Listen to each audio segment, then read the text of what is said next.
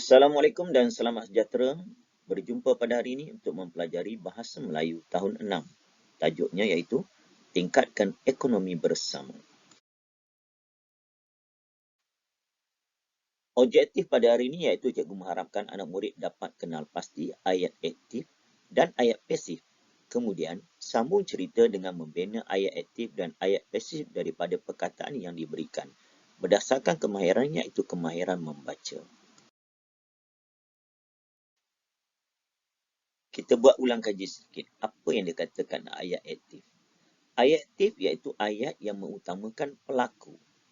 Yang kedua, mengutamakan kata kerja berimbuhan awalan. Jadi kalau tengok contoh di sini ya. Contoh pertama. Fatih menumbuk lada. Siapa dia? Fatih. Fatih itu adalah pelaku. Fatih di hadapan ayat. Yang kedua, dia mengutamakan perbuatan menumbuk. Menumbuk itu adalah kata kerja transitif. Manakala objek di akhir lada. Jadi Fatih menumbuk lada. Contoh lain, ibu membaca novel kegemaran. Ainul mencipta sebuah lagu. Adik, semua di depan nama orang dulu, pelaku dia. Adik menggaru kepala. Pak Karim mengecap batik. Itu ayat aktif. Ayat pasif pula ialah ayat yang mengutamakan objek kata kerja transitif daripada pelaku. Ayat pasif dengan imbuhan di berserta kata sendi oleh untuk diri ketiga ataupun ayat pasif dengan kata ganti diri pertama dan kedua. Untuk lebih faham, tengok contoh ni dulu. Buku itu dibeli oleh Amna. Objek tu mula-mula tengok. Objeknya buku. Buku itu. Kata kerjanya dibeli. Kata kerja pasifnya dibeli. Siapa pelaku dia? Oleh Amna. Tengok. Amna orang ni jatuh di belakang sekali. Ayat aktif tadi di hadapan sekali. Itu beza dia. Ya? Ayat aktif dengan ayat pasif. Contoh ayat yang kedua. Novel kegemaran dibaca oleh ibu. Contoh lain. Bilik itu saya kemas. Tugasan itu belum saya siapkan. Ini contoh ayat pasif. Untuk lebih faham, mari kita baca buku teks Bahasa Melayu tahun 6. Tajuknya Tingkatkan Ekonomi Bersama. Fokus pada hari ini iaitu ayat aktif dan juga ayat pasif. Puan Zuraini, Ibu Faris, mengusahakan perniagaan kuih-muih tradisional. Kuih tradisional seperti Kria, Nagasari dan Seri Muka dibuat oleh beliau. Perusahaan itu dijalankan oleh semua ahli keluarganya. Dengan cara itu, mereka dapat mempertingkatkan ekonomi keluarga. Puan Zuraini berniaga di gerai yang tersedia oleh pihak berkuasa tempatan. Jualan kuih mereka habis lebih awal pada setiap hari. Para pelanggan sering bersungut kerana tidak dapat membeli kuih kegemaran mereka. Kita mesti memastikan kuih-muih kita dapat dinikmati oleh banyak pelanggan. Tambahan pula, jenis kuih yang lain tidak mampu kita tambah kerana kekurangan tenaga pekerja, kata Puan Zuraini kepada ahli keluarganya. Bagi mengatasi masalah itu, jiran... kamu fikirkan apa yang sepatutnya. Untuk latihan pada hari ini, anak murid dikenaki sambung cerita dengan membina ayat aktif dan ayat pasif daripada perkataan yang diberikan. Okey, cuba lihat ini perkataan-perkataan yang diberikan. Okey, lihat gambar dan juga perkataan. Fokus pada perkataan iaitu, yang pertama, dipelawa. Yang kedua, dibantu. Yang ketiga, terjual. Yang keempat, mempromosikan. Yang kelima, dipasarkan. Dan yang keenam, menubuhkan. Okay, untuk lebih jelas, cikgu harap anak murid telah pun bersedia untuk perbincangan jawapan bagi latihan pada hari ini.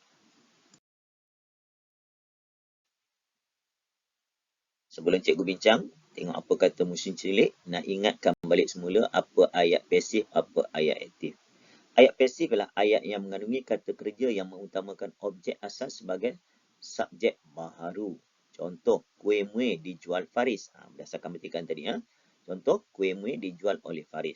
Objeknya kuih-muih. Kata kerjanya, kata kerja pasif, dijual. Subjeknya, Faris. Contoh ayat aktif, tukarkan. Faris tu di hadapan. Faris sebagai subjek. Kata kerja aktif, menjual. Objeknya, kuih muih. Jadi kalau terbalikkan, pasif, kuih muih dijual Faris. Ayat aktif lah, Faris menjual kuih muih. Tengok apa ayat aktif yang terdapat dalam petikan. Pertama, dengan cara itu mereka dapat mempertingkatkan ekonomi keluarga. Aktif yang pertama. Yang kedua, Puan Zuraini berniaga di gerai yang tersedia oleh pihak berkuasa tempatan. Yang ketiga, para pelanggan sering bersungut kerana tidak dapat membeli kuih kegemaran mereka.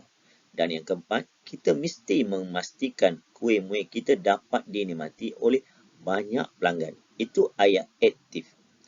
Manakala ayat pasif pula, nombor satu, perusahaan itu dijalankan. Cikgu fokus perkataan dijalankan oleh semua ahli keluarganya.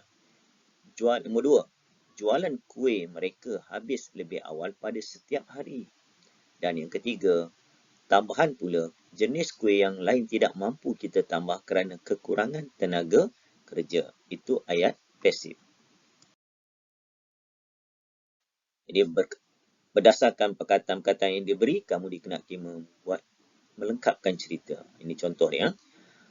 Bagi mengatasi masalah itu, jirannya dipelawa untuk membantunya membuat pelbagai kuih muih. Kerja-kerja Puan Nuraini semakin ringan dan kuih juga boleh dibuat dengan lebih banyak setelah dibantu oleh jiran-jirannya. Setiap hari banyak kuihnya yang terjual.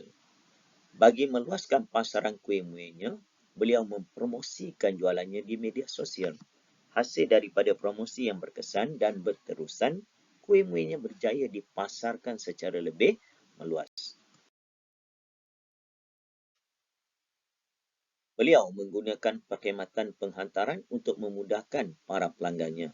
Berkat usaha dan kesabaran, Puan Nuraini telah mampu menubuhkan sebuah kedai yang menjual pelbagai kuih muih tradisional. Beliau bersyukur kerana mampu meningkatkan ekonomi keluarga serta jiran-jirannya. Sebagai kesimpulannya, kuih muih tradisional bukan sahaja dinikmati oleh rakyat Malaysia, khususnya generasi lama yang berusia 60 tahun ke atas. Tetapi jika promosi yang berkesan secara tidak langsung boleh menggalakkan generasi muda supaya sama-sama menikmati kuih tradisional turun-temurun generasi lama kepada generasi sekarang. Bukan hanya sekadar kita mengenali pizza, KFC dan sebagainya. Jika kena dan gayanya, promosi yang dijalankan, tidak mustahil para pelancong ataupun seluruh dunia ingin menikmati kuih tradisional negara kita dan ia dapat meningkatkan pendapatan rakyat, khususnya masyarakat yang mengusahakan kuih muih tradisional ini. Itu saja perkongsian cikgu pada hari ini. Kita jumpa lagi dalam tajuk yang seterusnya. Assalamualaikum, selamat sejahtera, selamat menyiap segala tugasan yang diberi oleh guru masing-masing.